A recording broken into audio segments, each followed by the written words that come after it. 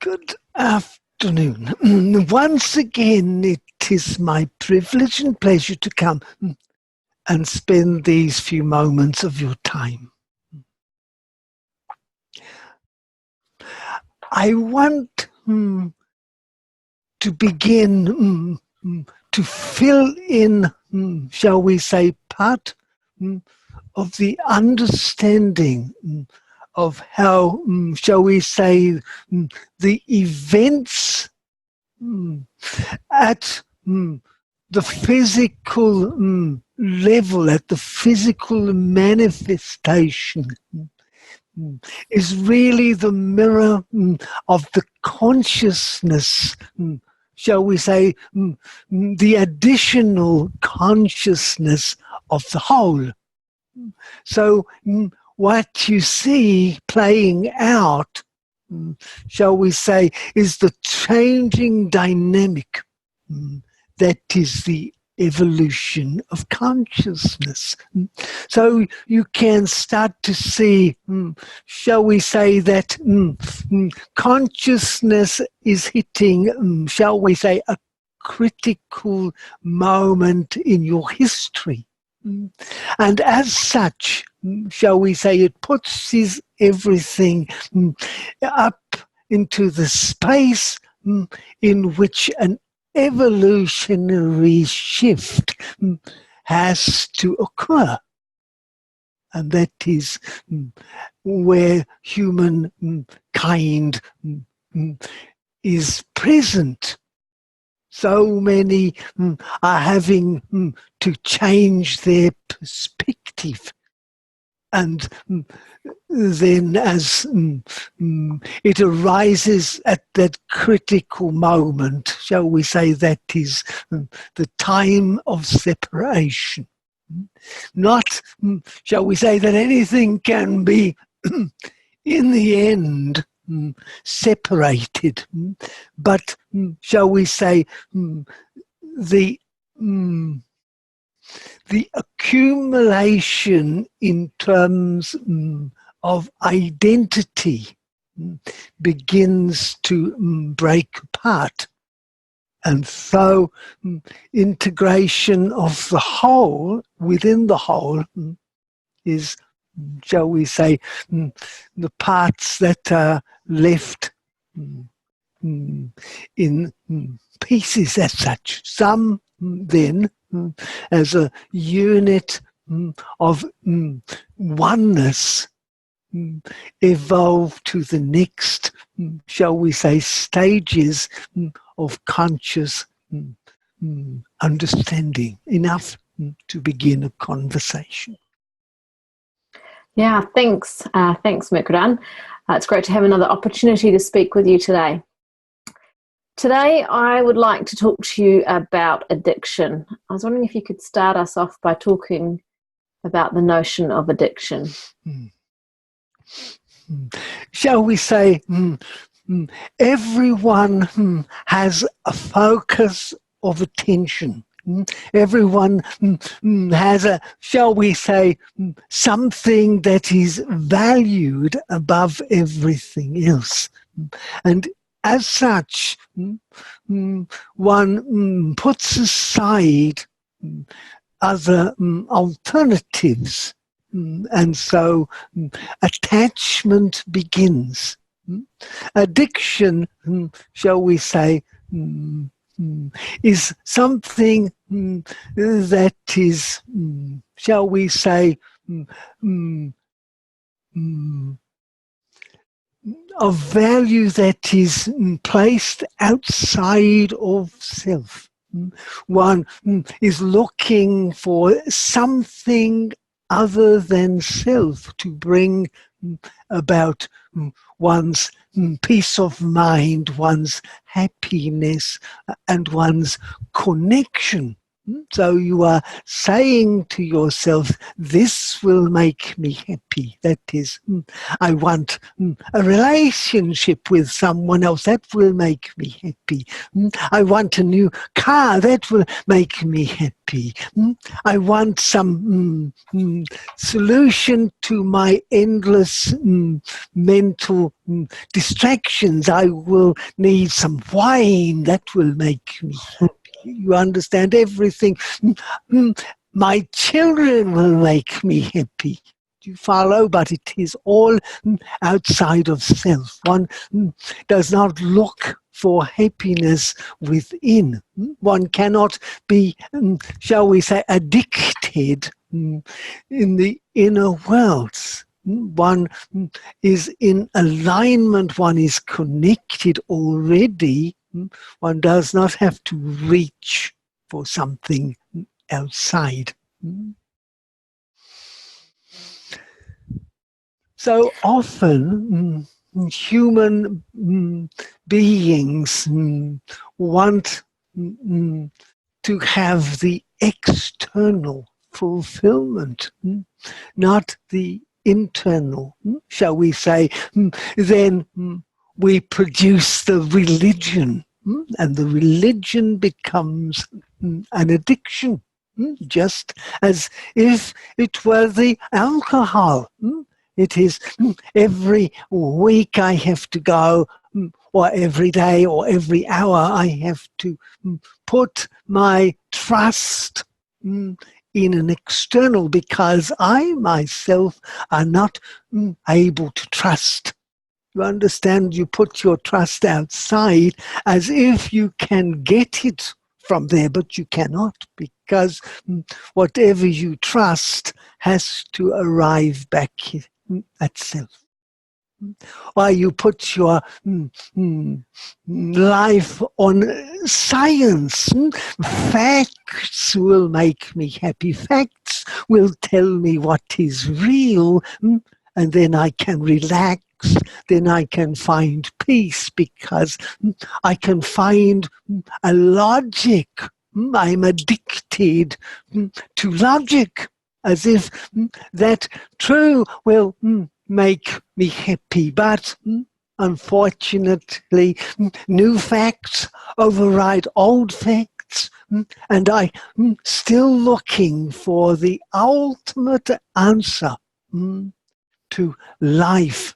I want to find life in a cell, in a physical, shall we say, nervousness. I want to find the brain is the source of all things. Then I can be, shall we say, found to know the truth.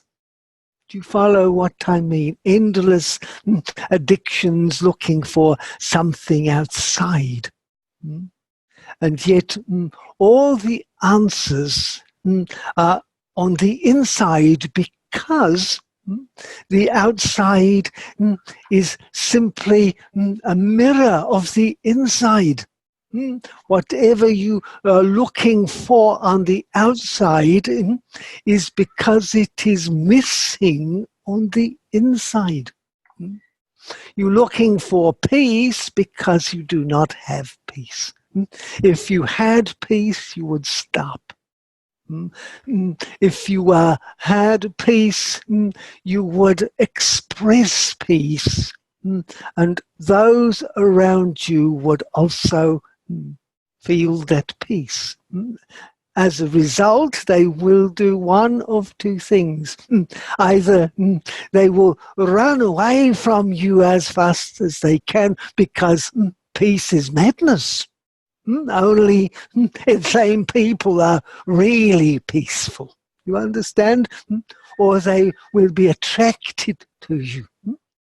But if you are peaceful, nobody can hold, shall we say, a diversity. Not be, shall we say, affected by it. Does this shed some light on the question. Yeah, it does. So anything that we are looking to use externally for fulfillment or for peace or for happiness, be it religion or science or even illness or being around people or social media, obviously, complaining, negativity. All sorts, everything, technology even. You understand food is such a important one. Smoking with the cigarettes, drinking the alcohol, anything that will alter the mind. So you do not have to look at the truth. The truth is you cannot fill the emptiness with anything. You cannot fill it with food. You cannot fill it with the alcohol. You cannot fill it with affection. You cannot fill it with children. You cannot fill it. It is an important thing, because truly I want to say peace arises with emptiness. Do you follow? Yeah. When you are empty completely, the mind stops its incessant expression. So addiction says it is something that is spoken. It is the mind dictating to you.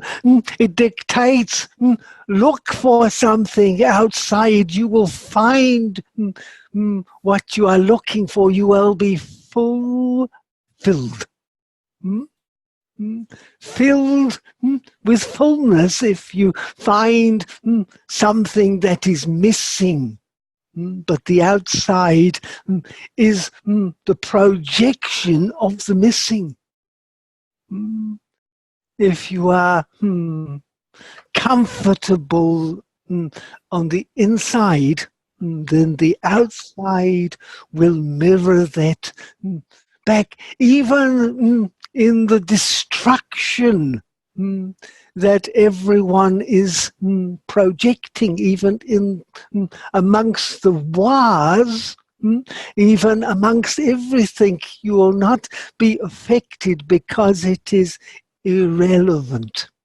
You understand, you cannot be killed as such. The body, of course, might disappear, dissipate, be destroyed, but it is irrelevant. You understand? Because even if that were the case, you would create another environment. I mean, the physical world, shall we say, is the lowest of the manifest vibrations. Even consciousness as a solid organism creates, shall we call it, the solid matter of your planet. That is, the planetary guardian manifests a unity for itself, manifests its own body and its own reflection and its own pathway, its own interactions with its cousins. So on a bigger scale altogether, beyond ordinary perceptions. So it is always a bigger game, if you like, a bigger playfulness. So for those who are looking to overcome their addiction, the answer is then to work on our inner selves, perhaps work more on stilling the mind and finding that peace and comfort within. Shall we say even more so? You understand, if you look at the addiction that you have, it already points to its own resolution. to resolve the blockage, to solve it, to dissolve it. The blockage. Shall we take, if you are looking by addiction to food, what is it that you are addicted to? Is it the sugars? Are you looking for some sweetness? Some idea that there is some missing sweetness, or is it the oils? You want something that is fatty. Do you follow what I mean? Oils are what smooth over the surface. So you are wanting to smooth something that is inside is rough. You follow, it is corrugated. So you want to smooth it over rather than take it apart, because in taking it apart one has to meet self.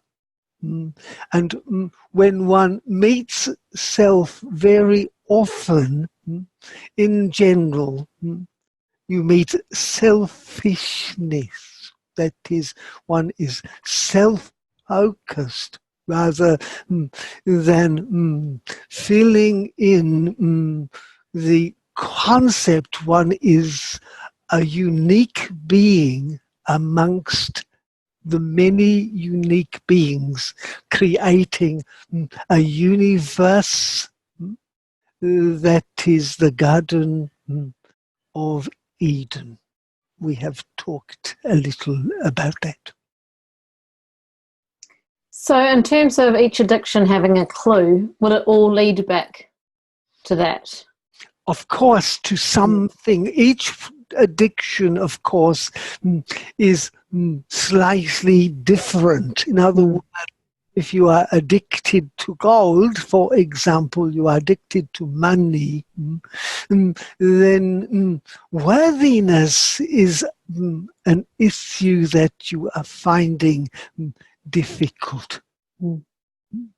And often it is historic in the fact, if you like, that it follows choices within choices. In other words, a soul as such.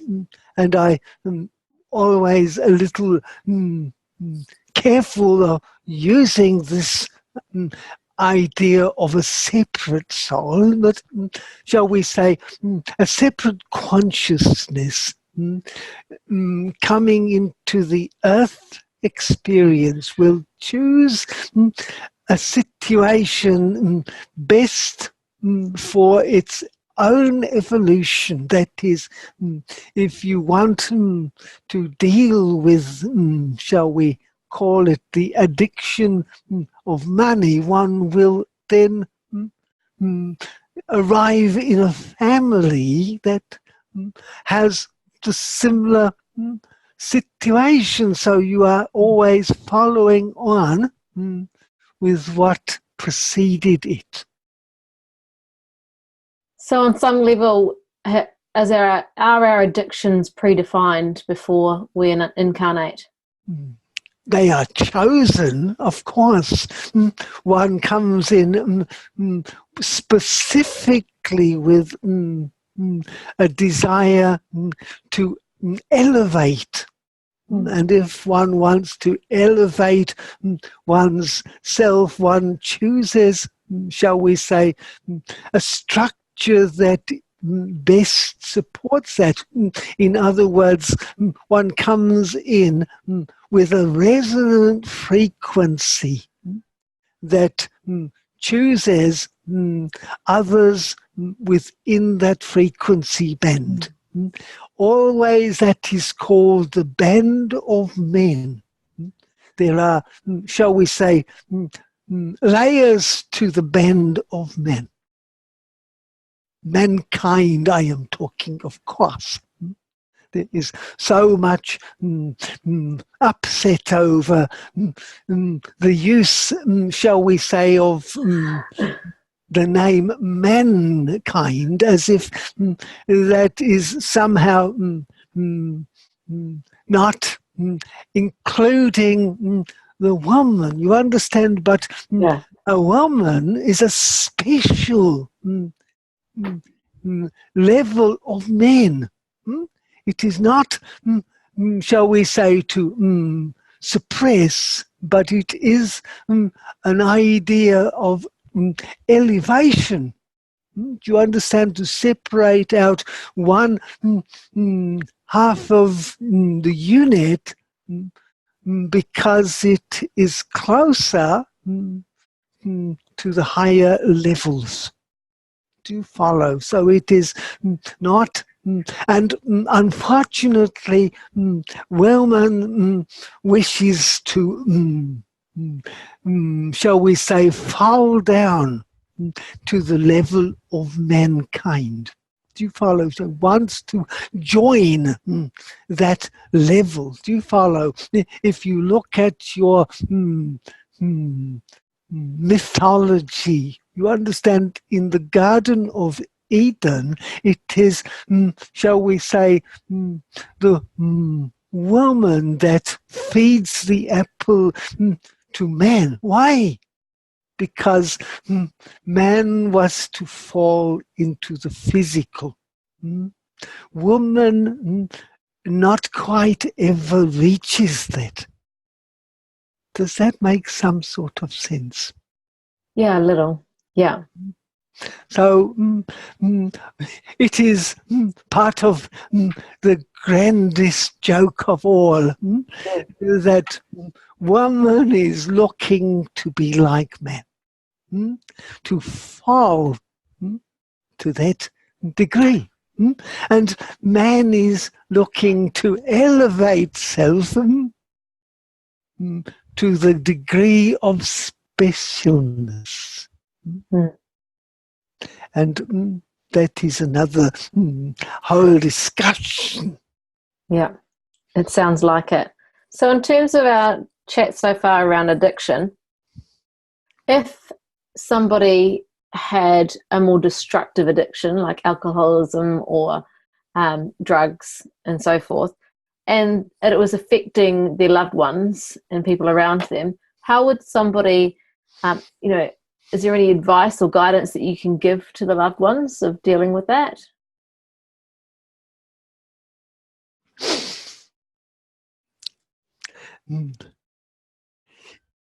It is a difficulty brought about because, shall we say, these addictions are avoidance of the physical pain. They are always looking to find within them a higher purpose.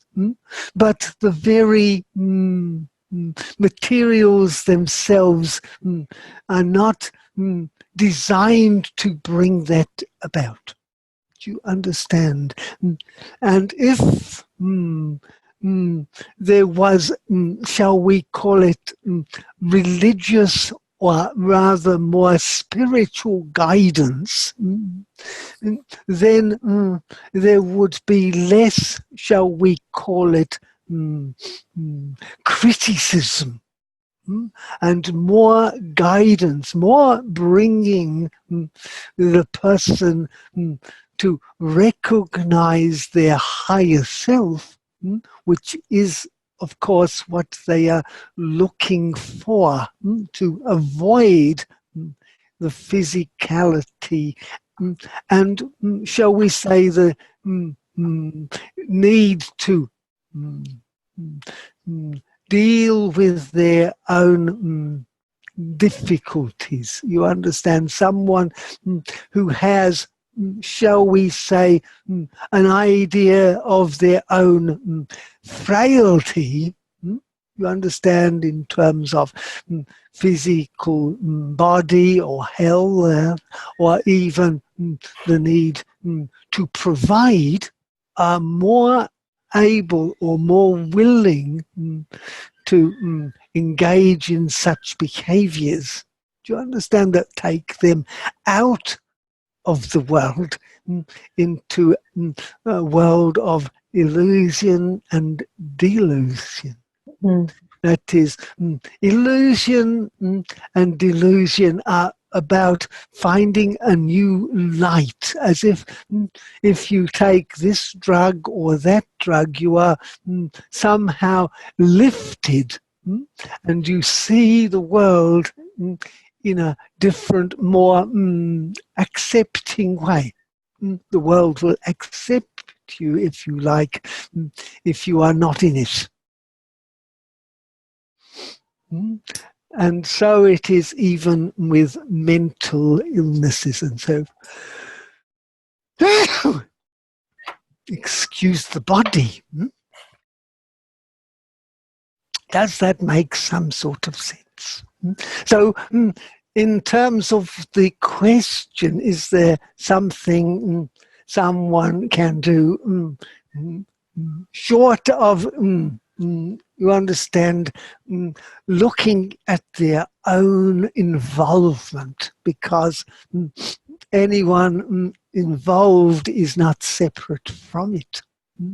If one has, shall we say, a relationship with someone addicted in such a fashion, shall we say then that already there is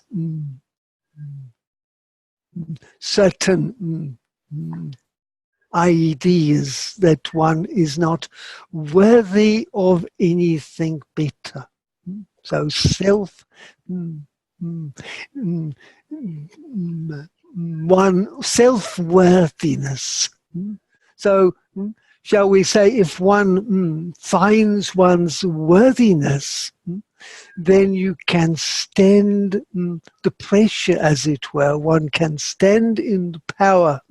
And at that point, you will not continue to behave with it, to put up with it. Either you will help them to change, or you will not be involved. You are not able to change them, of course, but you can always change self. So how does someone work on finding their self-worth?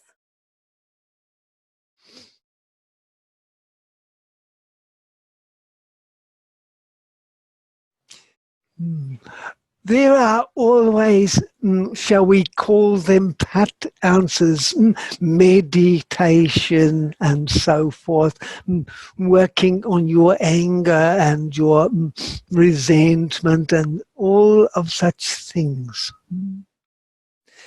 In the end, it is perhaps more useful, and I always want to say again, not that it is truth, but it is useful.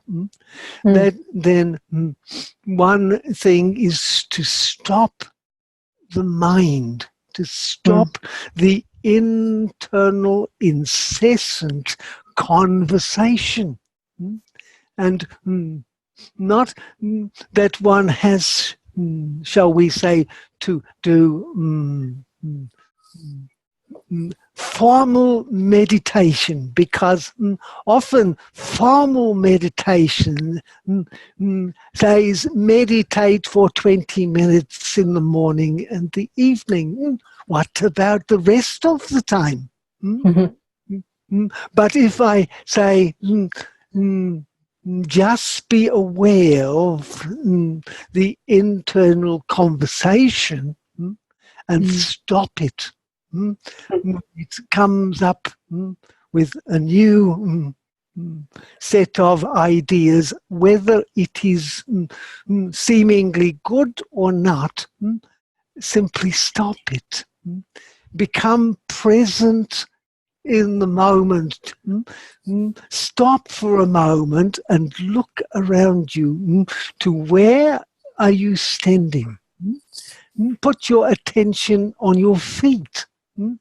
This is your spot on the planet for this moment in time. This is the world around you. Look at where you are located. Feel yourself turning from the world, drawing your energies back from all the criticism and the commentary that you are putting out. For example, you are in the street, you are walking, and suddenly you start to feel a little, shall we say, distance, full stop.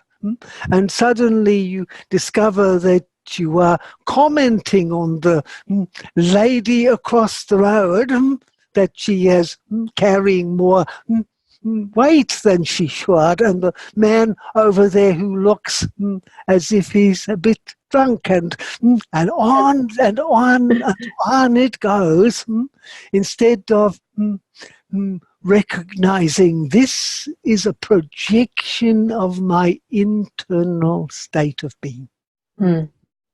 And suddenly you see in front of you a butterfly. You understand, suddenly there is a beautiful thing, and the others move into the background, and the foreground is something that is fluttering on the wind, not needing anything. You follow, the projection has changed because you have stopped for a second. Do you understand? So you can be anywhere and just observing where you are, remembering yourself, remembering that you are present, that every moment is a point of power. You can change anything in that moment, but you can never change anything from any other moment. You can, shall we say, plan to change something. I am going to change this tomorrow, but it will never arrive. Only the present moment. And once you bring yourself back into the present moment and you decide to change something, what will occur is all of your ideas that have stopped you in the past will arise. You have a choice. Do you empower those same ideas, or are you ready to put them aside? They are ideas, they are not reality. Reality is the choice to align yourself, your will, your personal will, with the divine will. You are not attempting to make divine will follow your will, but you are listening to divine will and putting your will at its service. You understand, and that way you are free, and you are in harmony, and your guidance will come in whatever form it takes, not just, you are being told. Be careful of being told by the mind. I want to say the universe on the outside will tell you. Suddenly you will see a new road that is calling you. You arrive outside of a little, shall we say, a little cafe or notice board, and on it there is a piece of paper saying, this is happening. You understand? Then you have a choice, because already your inner self is, shall we say, drawn to it. Follow, shall we say, what you are creating and being drawn to. Along, of course, with, because so often what it is, you want something, and that is all right, you put it out, shall we say, as a desire. If it is for you, then the divine will provide the avenue. That is, it will provide a message that requires that you only follow. So the biggest of all lessons is obedience to the divine. That is alignment with the will of God. Fantastic. Thank you. Very interesting. Is there anything else you'd like to add today before we wrap things up?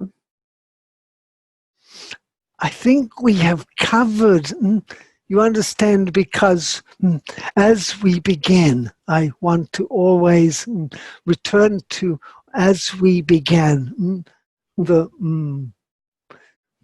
history as it stands is the projection of all consciousness. And the planet stands at a moment in history, and of course, shall we say, as predicted, the new species will come in, and they will not take what used to be the old as if it were always to be. And the old will label the new species as if they have some sort of problem.